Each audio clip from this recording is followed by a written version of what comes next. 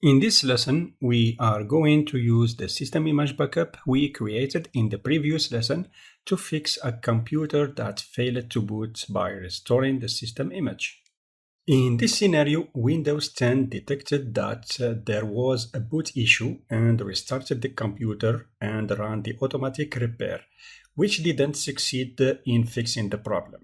When you face such a situation when the automatic repair fails to fix the problem and you can't restore from a restore point and all the other fixes you tried failed, as a last resort, you can reimage your computer by restoring the system image backup.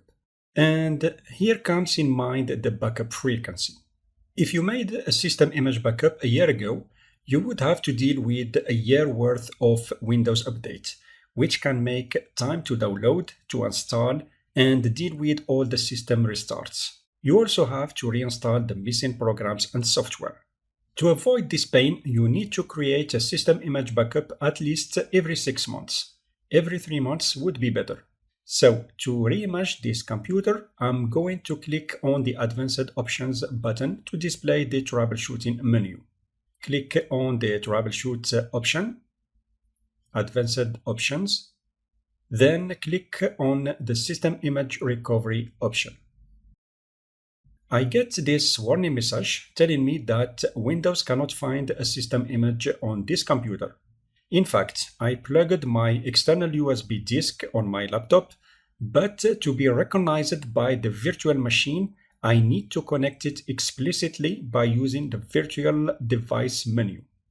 Go under USB, and I select Seagate Backup, my Seagate external USB disk. You might see another thing depending on the brand of the USB disk you are using. So now I'm going to click on the retry button to check for the system image on my external hard disk. Yes, this time the restore tool found a system image on the H drive. Here are the date and times of the image backup file.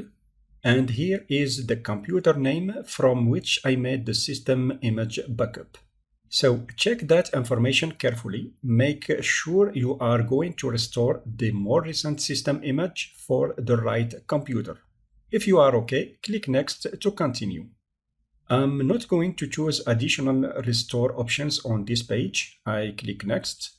Finally, check the summary page for the settings you are going to validate.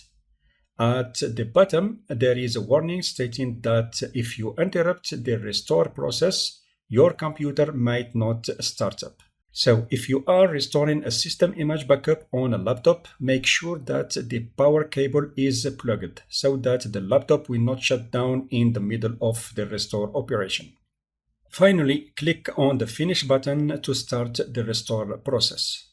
I get another warning message that all data on the drives to be restored will be replaced with the data in the system image. Yes, it's logical. I click Yes to confirm. The tool starts to reimage my computer by restoring the system image. This operation might take from a few minutes to a few hours, depending on the system image size. Once the system image restored, the computer will restart and you will be able to log in and use it again.